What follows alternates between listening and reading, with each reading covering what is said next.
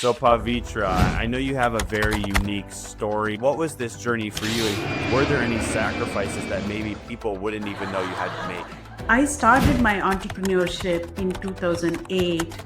I was an accidental entrepreneur, my very first company. So I wasn't even ready to start the journey. Travel component itself is more than 2 hours of my day. So you can imagine juggling many things as a young mother and as a young entrepreneur. It was not the easiest journey that I had to go through. Most people never talk about that. They always talk about the exit and success. They don't really talk about the things that really stick with you.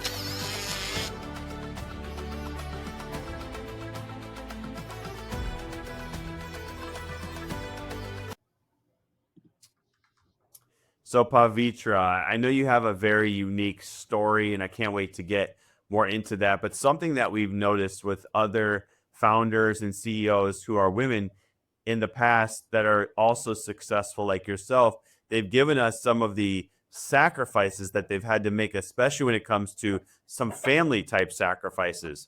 And I always think it's very inspirational for other women who might be thinking about that they want to be entrepreneurs or they want to continue in business, but they're unsure of what type of sacrifices will they have to make. So can you walk me through in your life what was this journey for you, and were there any sacrifices that maybe people wouldn't even know you had to make? Great question. And I can give you very good examples from my own journey.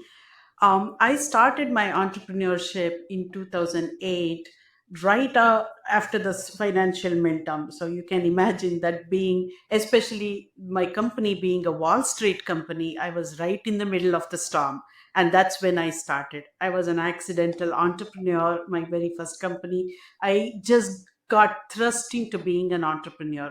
So I wasn't even ready to start the journey. I did not even know what would come along my way. So, having said that, I also want to say that I live in a place where my commute to workplace and all my customers are in New Jersey, New York, and I commute from New Jersey. The travel component itself is more than 2 hours of my day. So, and this is at a time where remote work was not an option. So you can imagine juggling many things as a young mother and as a young entrepreneur. It was not the easiest journey that I had to go through. So that itself presents a lot of challenges and lot of sacrifices at every step of the way. Can I be part of my son's play, and can I give up this meeting and go there and be part of a play that he's at? Those are the decisions that you will have to make, and those are the sacrifices. There is a game that is very important to him, and can I be there at the right time and cheer him along the way? So those are the things that you have to really make a decision. And at the same time we have sorry, I'm sorry, I just, can I pause? Yeah, of course. I'm sorry, I am going on a tangent. Can I restart? Yeah, I'm actually going to ask you a follow-up because it's great. It's been great so far. Okay, so apologies. Okay, No, no, you could. so I'm going to ask okay, you I'm going to ask you a question though, and then we can continue because it's great so okay, far. okay.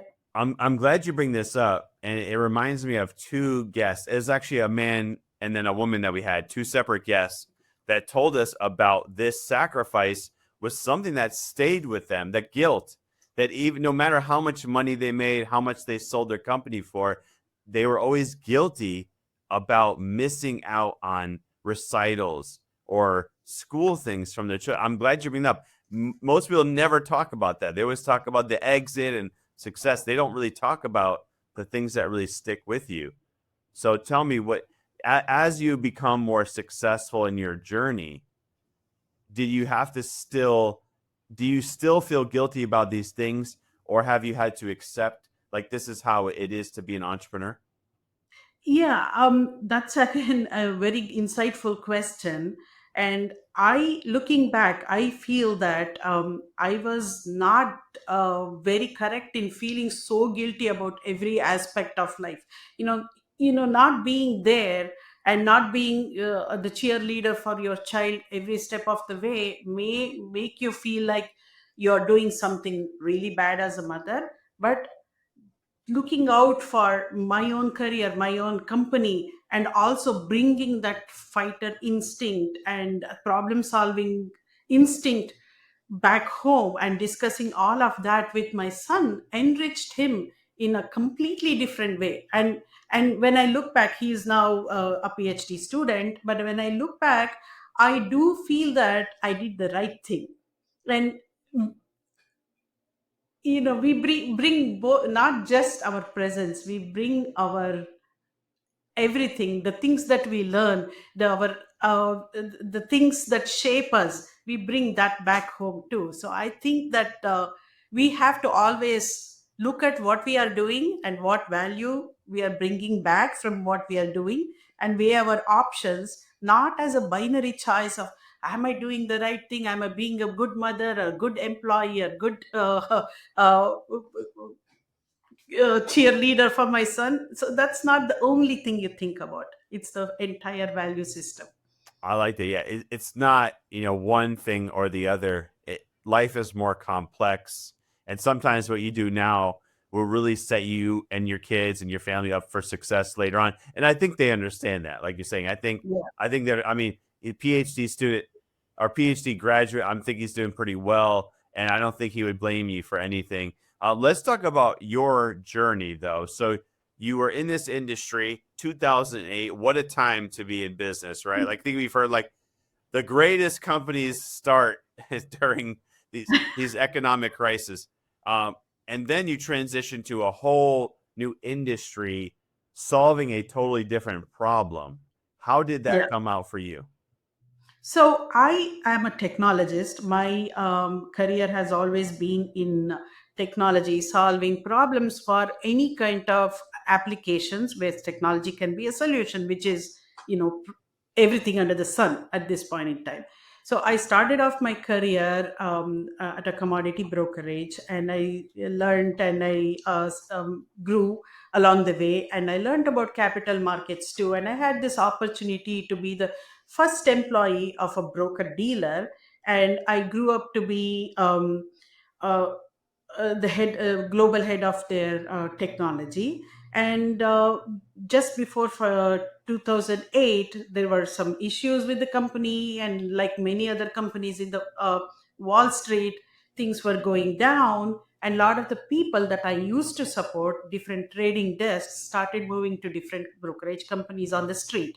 And they all started calling me to come and join them and help them develop the same kind of technology solutions that I had developed. And that's when I realized, okay, maybe I cannot join, cherry pick who I should join. And instead, why not start a company and just, help everybody who has an interest in my company. And that was the decision uh, day for me. And one day I was an employee, and the next day I was an entrepreneur. And the CFO that I of my previous company, he actually gave me the seed fund and said, yeah, go do it. And he had that level of trust in me because of all the accomplishments and things that I had created. And he believed in me, and that's how I got started. And we grew to be a company that supports global trade capture, processing, and regulatory reporting for various broker dealers, both here and abroad. Was there a what point? And that's a great story though, and yeah, I think a lot of people go through the corporate to business. I think a lot of people underestimate what their ability is and how they could do it on their own as a business, right? It's like, okay, you've done this for this one company. You've actually proven there is a problem. You've proven the solution. You've proven it. I don't think a lot of people know that, okay, I can transition now, and instead of just being this one employee, I can now do this in business because I've done it, proven it, and I can now help many businesses. So what was the learning for you when you transition into business? Maybe something that you would have never thought that, oh wow, like there, even though you might be doing the same thing, but it's so different when you're an employee versus when you're in business. What was something Yeah. that came up that you're like, oh my gosh, I I wish I had known this. Well, the first answer is you have to write check for everything on your own, starting from buying a laptop for yourself and your employees. Every single thing out there you have to finance, and you have to know how much it costs, what is the return, is it a good investment to make. So when you are a corporate, there are tons of things that come to you easily, but when you're starting off on your own, software licenses, every step of the way, you have to know what it costs, is it a good decision to make, and is it a make or break decision. So that in and of itself was a big learning for me, and going from a protected world to wild wild west, if you will. So you had to learn everything on the go and adapt as you progressed. The second thing that I feel is we kind of overestimate our at least I did overestimate our ability to scale. And ability to scale initially in my case looked really really good, but then it becomes uh, uh, uh, you know a situation where you have to constantly network and constantly put yourself out there, promote yourself and your company and what your offerings are. I did not know going in, being a accidental entrepreneur, I did not know the salesman part of it that I had to learn.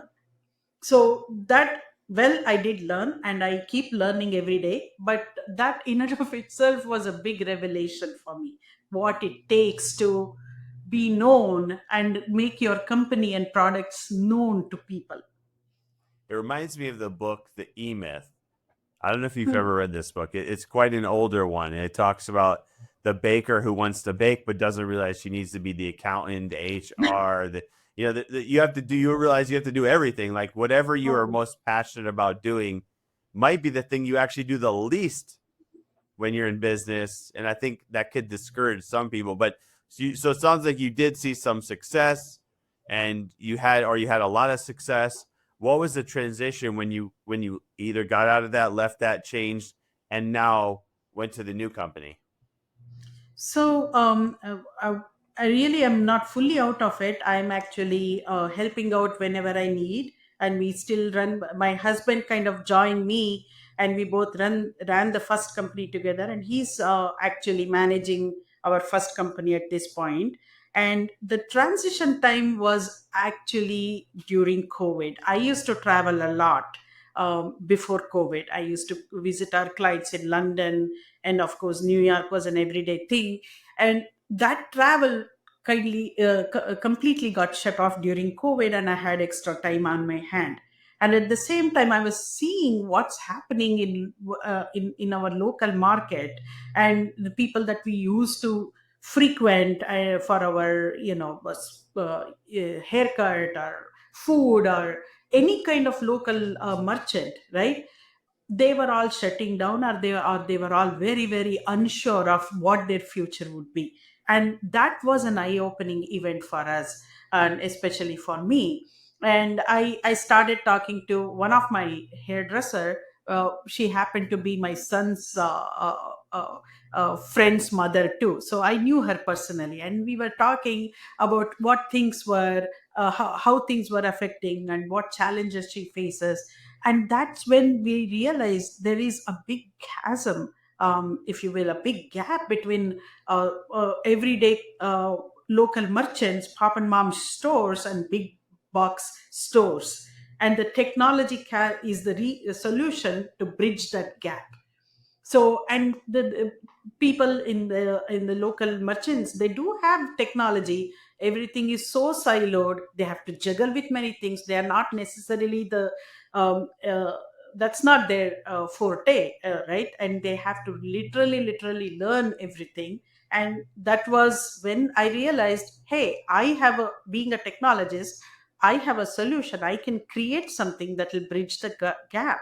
And that's when the magic was born, and we started prototyping it and showing it to a few people, and they loved it, and we built on top of it, and it's now a viable product. Yeah, it is quite fascinating how many times these local type businesses don't really understand or use any technology. They don't do any marketing. They assume if you open up a store or open up something that people would just show up. And you and I realize like it probably won't happen. And if you're not Yeah. leveraging technology, your business could go under if your neighbor is leveraging technology, right? And how much, especially now AI and how much cost savings and everything that you can do nowadays. Uh, what was the, or was there anyone who you talked to about this? I mean, I definitely understand the problem. I used to have a local business, so I can relate to of this solution being something of benefit.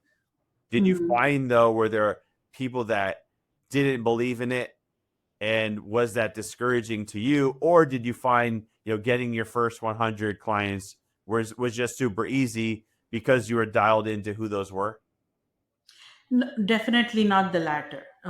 There is a lot of speculation and a lot of skepticism from the people from the merchant community for all the right reasons, and it's a challenge to actually go in and explain and show them what you have and how it works and deliver on your promises and make sure that you build up the trust every step of the way. So it's not like I walk in and everybody opens the door and next day you have 100 people fully onboarded. No, that's not how it is. You have to win them over with act by actually delivering what you're promising, and that is a bigger challenge than what I have seen on Wall Street. So but yeah, it's a very fulfilling thing to solve that problem. I mean, it's like the backbone of the country are these what they would call small business, which I know some of them are considerably larger than what I would define. But I know it's like over 50% of jobs are in small businesses, and like you said, so many of them unfortunately never even recovered. If you go back to your younger self and you think about what your younger self wanted to do when she grew up, or where she thought she would be at your age right now, how do you think your younger self would feel about the journey you've had? Okay, that's an interesting question. um Well, if I look back, I always feel that I had, well, if I give myself credit for one thing, I've always been very curious about things and I always prioritized learning. It can be of any type of learning, it could be science, it could be uh, anything about how people do their business. I've always been curious about learning, and that helped me. Um, Obviously to know the fundamentals of how we do our work, but also when I went on Wall Street I was curious about how do these people put a trade through, what does it take, what's behind it, being inquisitive. And again the same thing when I came to the main street, how does this work, how do they know which point of system to use, how do they make people come through the door, and how do they market. Being inquisitive about everything and curious about everything and wanting to learn has been my biggest strength. My biggest weakness has been self doubt. And that makes me always doubt myself. Will I be the person who can do these things? Am I qualified enough? Am I capable enough? And I had a lot of self doubt all along my life, all through my life. And looking back right now, I would tell my younger self, don't be so hard on yourself. Everybody can do it. You just have to set the focus, and you and that's what I would tell my younger self. Make believe in yourself, keep the focus on. You said a few things that I have lived myself by: being inquisitive, always learning. It's really incredible. It's something. It's just like people will say, the one of the most important things you can do is just listening, Yeah. right? And it's like something so easy, yet so many people struggle, I think, with that.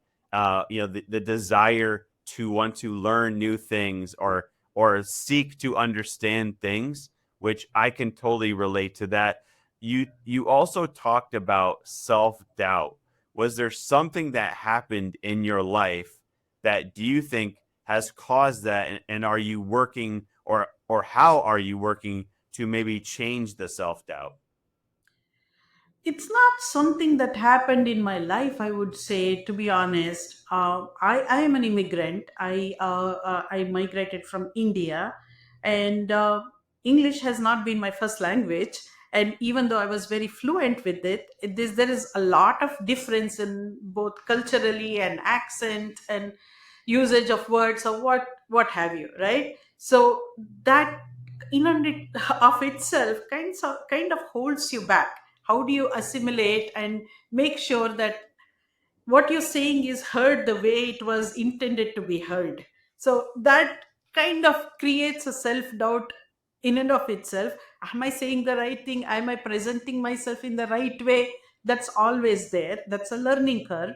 And at the same time, you grew up with among certain peers and you're totally thrown into a completely different environment. And I have not had an opportunity to weigh myself against everybody else to know where I stand. So that kind of creates a lot of uncertainty, and that translates to self doubt. And that's what I had to overcome. And now I do feel that there are challenges that I faced, and on the flip side my peers over here also had a lot of challenges that they faced. It's not what the challenge is, because of our in the backgrounds we will all have challenges. It's our attitude that tells us I can overcome this, and we have to work on that. And work on being a problem solver. And I always look at it as, okay, let's get down to the basics of what this problem is and try to solve it, rather than try to beating myself down or coming up with excuses. And that has helped me. Well, I mean, I don't know any other language fluently, and I couldn't imagine going to another country and I wasn't it wasn't my first language, and then learning the language, doing business. So, hats off to you for being able to do that. And I have self-doubt already, and it was my first language. So I can only imagine. Mm. I was just in Bangalore, by the way. I had a very incredible experience there, and I was fascinated by how much growth, technology. There were so many people that were in Indian descent in the U.S. that have now going back to India to do Yeah, investments in Bangalore and technology. Um, it's really amazing, like what's happening around the world, and it's super exciting. Um, yeah, Last question for you is this: since you are a technologist, obviously everyone's talking about AI, machine learning. I don't think anyone's even talking about quantum computing yet, which, there's so many. I was just reading about this company doing humanoids, Mhm. which is a whole another thing I'm excited about. Mm. What excites you or scares you, either one, about technology in the near future? I wouldn't be scared of technology, for sure. And what excites me is all the opportunity it presents. Yes, there will be, uh, along the way, there will be people who will have to think about how they engage themselves, including programmers like me. They're finding it hard to find the job, but good ones always do. But there is also a lot of opportunity that it opens up, and I'm hopeful. I don't see it right away, but I'm hopeful that it is something that will open door for betterment of humanity, and for everybody to work differently. And it may not be the same way that we were doing, the job 9 to 5, the assembly line. Ford kind of introduced the 9 to 5, 5 days a week kind of culture. We all kind of went with that. And this is a paradigm shifting thing that is happening. It will change our lives, and I do think that it is going to change our lives for better. And what it is, I don't have a crystal ball, but I am hopeful. Well, I've been doing a lot of vibe coding, and I don't know anything about coding, but I've been able to code things. It's amazing, and I love that you are very positive, and I love your positivity. I would be happy if we had the 10 to 12, like 10 a.m. to 12 p.m., and that's my whole day, and I get everything done. That sounds way better for me than a 9 to 5 or 9 to 4, 2 days a week, a maximum. But if people want to Wouldn't get in it? touch with you, they want to find out more information, they want to test out your platform. And by the way, also, is your platform only in certain cities? Can you share a little bit more? So our dealmagic.com is the magic spelled with MAGIK instead of MAGIC. Um, People can go on dealmagic.com and find out more about us, and we are live throughout the United States. We are not restricting to any region or anything. So we support all kinds of businesses, restaurants, florists, candle makers, in the salons, spas, and even experiences. Uh, Anybody who has something to sell online can be on Deal Magic platform. They can create a promotion or upsell with their complete product catalog. We support shipping management, delivery management, pickup, and buy online, redeem in store, and all kinds of things off the back of it. So it's for everybody, all kinds of businesses. Well, Pavitra, thank you so much for all that you do to help these businesses, helping them thrive, helping them hopefully continue on, because we know how hard it can be. And also, I'm very inspired by our conversation today. I learned a lot, and thank you so much for joining us on Founder Story. Thank you so much for having me.